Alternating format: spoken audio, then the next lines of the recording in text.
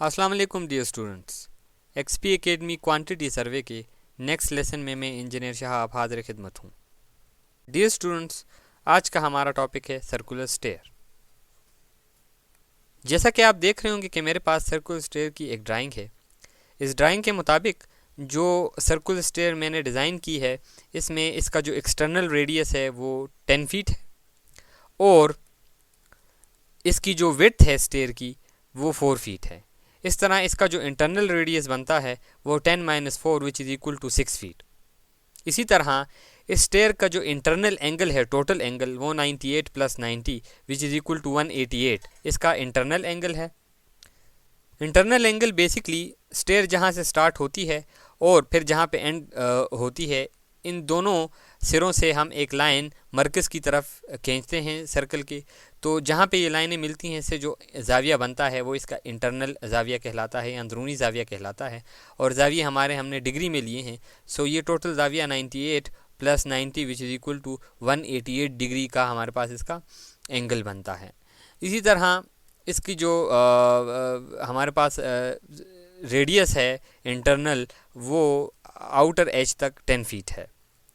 हर step की चौड़ाई जो है वो दोनों अतराफ़ में मुख्तलिफ है। आप देख सकते हैं कि एक तरफ से जो स्टेप है वो 2 फीट 0.6 इंचेस है, जबकि दूसरी तरफ 1 फीट 2.76 इंचेस है और तमाम स्टेयर की यही डायमेंशन है। सो हम इसके लिए जो इसकी विड्थ लेंगे वो इसका जो है मीन होगा, मीन डेप्थ इसकी, मीन ब्रेड्थ इसकी कंसिडर होगी। सो इस ब्रेड्थ को हम ट्रेड भी कहते हैं। आप देख सकते हैं मैंने इसमें नंबर ऑफ़ स्टेप 16 दिए हैं, यानी ये जितने स्टेप हैं ये टोटल 16 हैं। इस तरह इसका राइज़र 7.5 इंचेस है। तो आप देखें कि हर एक स्टेप जो है वो 7.5 इंचेस इसका राइज़ करता है, या इसकी बुलंदी है, या इसकी हाइट कंसिडर होगी। इसी तरह इसका जो ट्रेड है वो, इसके ट्रेड मैंने जैसे पहले बताया है कि इसकी दो वैल्यूज़ हैं। आउटर एज पे ये ग्रेटर वैल्यू है, इनर एज पे ये जो है वैल्यू कम है। सो हम इन दोनों वैल्यू का मीन लेते हैं। सो एक है 1 फीट 2.76 इंचेस, इसको मैंने फ़ीट में कन्वर्ट किया। आप देख सकते हैं कैलकुलेटर की मदद से। मैं 2.76 इंचेस है, सो मैं 2.76 डिवाइडेड बाय 12 करूँ, मेरे पास आंसर आएगा 0.3। तो इसको हम 1.3 फीट कहेंगे और प्लस 2.05 फीट, बेसिकली 0.6 इंचेस को मैं डिवाइड करता हूँ 12 पे, तो मेरे पास 0.5 फीट आता है। तो 2.05 फीट के बराबर है। और इसको मैंने 2 पे डिवाइड किया, इन दोनों को जमा करके इसकी मेरे पास मीन वैल्यू आ जाएगी। यानी ना मैं आउटर एज की वैल्यू कंसिडर करूँगा ना इनर एज की, बल्कि मैं इसकी सेंटर की जो वैल्यू है वो कंसिडर करूँगा। इस तरह वेस्ट स्लेब की थिकनेस जो है वो 6 इंचेस है। वेस्ट स्लेब आप देख सकते हैं कि स्टेप की जो क्वांटिटी हम निकालेंगे उससे नीचे एक हमारे पास स्लेब होता है जिसके ऊपर ये स्टेप बनता है, इसको हम वेस्ट स्लेब कहते हैं। इसकी जो थिकनेस होगी वो 6 इंचेस होगी।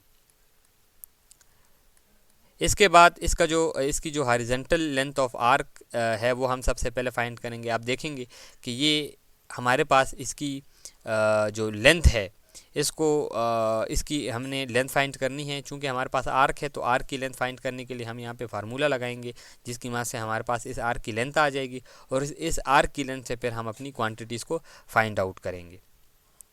इसमें हमें एक चीज़ का ख्याल रखना पड़ता है कि यहाँ पे जब हम लेंथ मालूम करेंगे इस आर्क की, तो ये आर्क एक एक्सटर्नल है और एक इंटरनल आर्क है। अगर हम एक्सटर्नल आर्क की लेंथ लेंगे तो ये बहुत ज़्यादा वैल्यू आएगी, इंटरनल की लेंगे तो ये कम आएगी। तो हमें मीन इसके आर्क की लेंथ चाहिए होगी। तो इसके लिए हम क्या करेंगे, हम जो रेडियस इसका लेंगे वो ना एक्सटर्नल का लेंगे ना इंटरनल का लेंगे, बल्कि इसका मीन रेडियस लेंगे। तो आप देख सकते हैं कि मेरे पास जो रेडियस की वैल्यू होगी वो 10 प्लस 6, 10 एक्सटर्नल और इंटरनल। अगर आप देखें तो यहाँ पे मैं इसका रेडियस भी शो करा देता हूँ।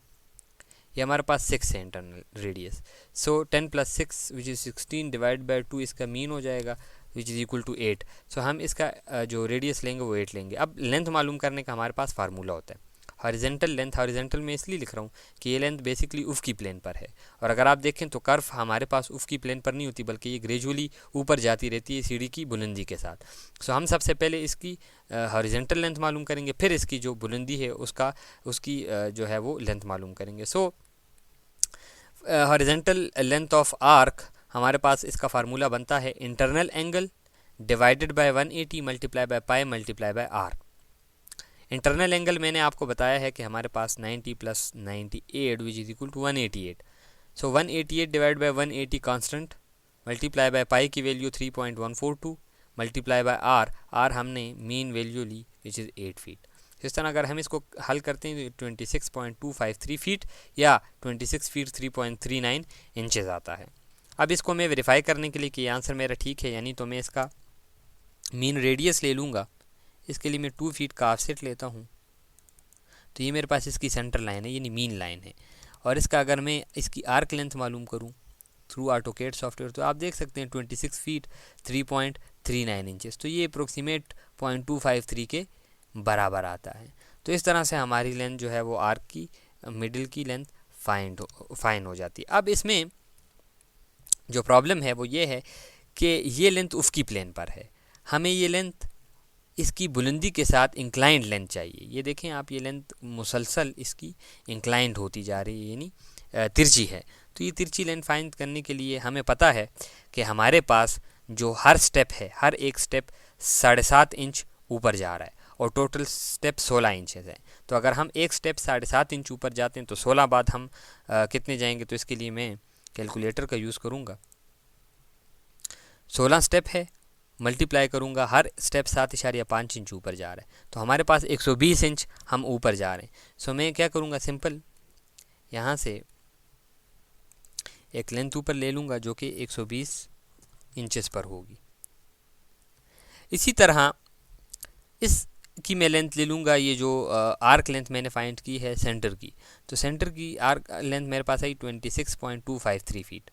सो मैं एक लाइन लूँगा और ये 26.253 फीट की लगाऊंगा। सो इस तरह मेरे पास ये लेंथ आ जाएगी। अब इसको मिलाने वाली लाइन जो होगी वो इसकी तिरछी लाइन होगी, यानी हम इस हिसाब से ऊपर जाएंगे। अब जो मेरे पास ऊफ़की प्लेन पर लेंथ आई है वो 26.253 फीट है। असल में ये लेंथ इतनी नहीं होगी, ये से ज़्यादा होगी क्योंकि ग्रेजुअली हम ऊपर जाते जा रहे हैं। तो ये लेंथ फाइंड करने के लिए हमारे पास आप देख सकते हैं कि मुझे इसकी हाइट का भी पता है और इसकी लेंथ का भी पता है। सो मैं क्या करूँगा, मैं सिंपल जो है वो इसके हाइपोटेन्यूज की वैल्यू मालूम करने के लिए पाइथागोरस थ्योरम लगाऊंगा। So according to Pythagoras theorem, hypotenuse का square is equal to base का स्क्वायर प्लस परपेंडिकुलर का स्क्वायर। परपेंडिकुलर हमारे पास 10 फीट है और बेस हमारे पास 26 फीट 3.0 इंचेस है विच इज़ इक्वल टू 26.253। सो मैं जब हाइपोटेन्यूज का स्क्वायर यहाँ से हटाऊंगा तो स्क्वायर जब दूसरी तरफ जाएगा अंडर रूट में चेंज हो जाएगा। फिर मैं बेस की वैल्यू लगाऊंगा, इसका स्क्वायर लूँगा, प्लस परपेंडिकुलर की वैल्यू लगाऊंगा और इसका स्क्वायर लूँगा। इसको हल करने से हमारे पास जो आंसर आता है वो 28.09 फीट आता है। अब 09 फीट अगर मैं देखूँ तो 0.09 मल्टीप्लाई बाय 12 इंचेस में कन्वर्ट करने के लिए मल्टीप्लाई करेंगे तो ये 1.08 के बराबर आता है। अब अगर मैं इसको वेरीफाई करूं कि आया ये मेरी जो लेंथ आई है वो ठीक है या गलत, तो मैं सिंपल क्या करूंगा, लेंथ मालूम करूंगा। तो आप देख सकते हैं 28.12 और ये आई है हमारे पास 108। सो ये अप्रोक्सीमेट 1.1 की इक्वल है। सो हमने अब 2 डिजिट्स लेना होता है और हमारे पास इसकी वैल्यू बिल्कुल ठीक आ रही है। सो वैल्यू आ जाएगी 28.09। अब हम इस स्टेयर के लिए जो लेंथ लेंगे वो 28.09 फीट लेंगे। इस तरह से हमारे पास इसकी लेंथ फाइंड हो जाती है और इसकी लेंथ से अब हम इसकी वेस्ट की क्वांटिटी और स्टेप्स की क्वांटिटी मालूम करेंगे। So let's start. Serial number में 1 और हमारे पास है जी, सबसे पहले हम लिखेंगे स्टेयर और स्टेयर में बल्कि ऊपर हम लिख लेंगे circular stair.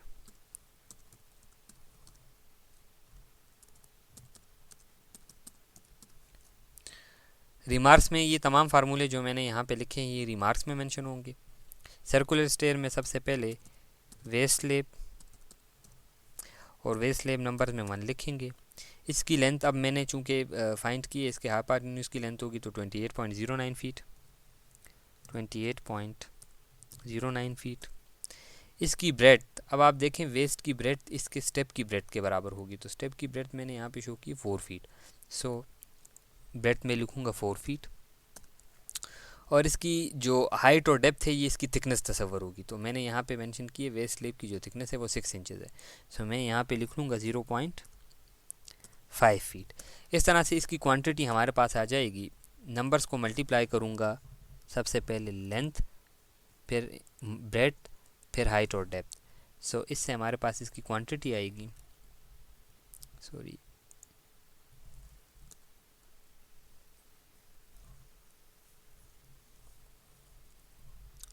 Numbers, length, breadth and height और डेप्थ। सो ये हमारे पास क्वांटिटी आई 56.18 CFT।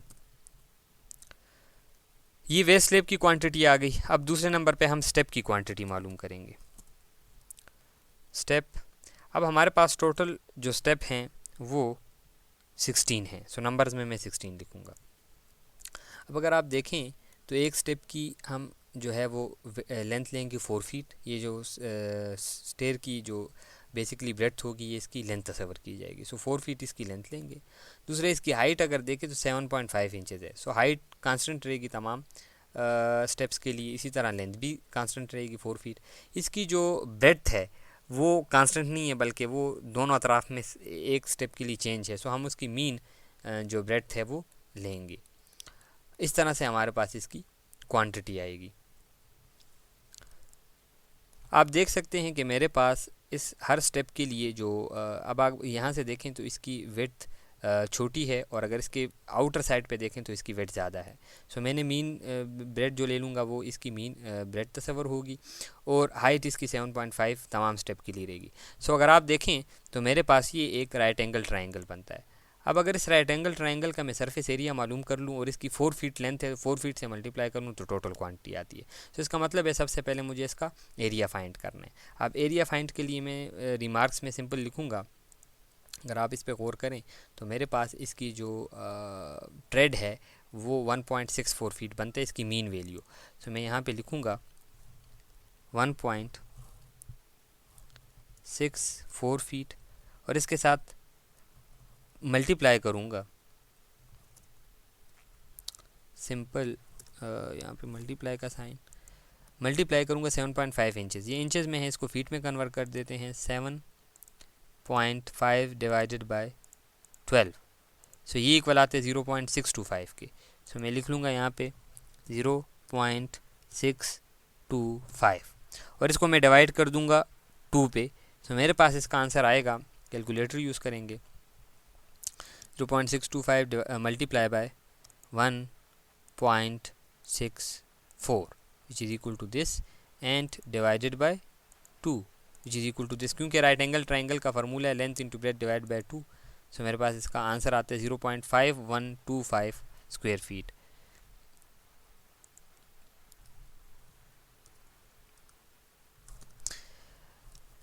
इसके साथ हम लिख लेंगे स्क्वायर फीट SFT। इसको थोड़ा सा हम बड़ा कर देते हैं। अब मैं सिंपल क्या करूँगा, 16 नंबर्स हैं, इसका एरिया लिख लूँगा 0.5125, और इसका यूनिट मेरे पास SFT, और इसकी लेंथ है 4 फीट एक स्टेप की। सो इससे मल्टीप्लाई कर दूंगा तो टोटल क्वांटिटी आ जाएगी। इक्वल का साइन डालूंगा, और area, sorry, numbers multiply by area multiply by height और डेप्थ। सो टोटल क्वांटिटी आई 32.8 CFT।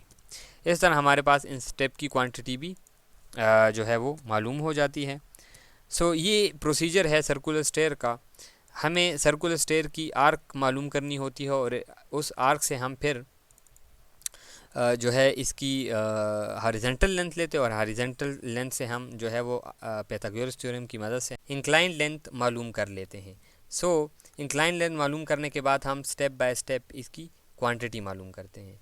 मुझे उम्मीद है कि ये लेक्चर आपको अच्छे तरीके से समझ में आ गया होगा। नेक्स्ट लेसन में इंशाल्लाह नए टॉपिक के साथ हाज़िर होंगे। तब तक के लिए इजाज़त चाहूँगा। अल्लाह हाफ़िज़।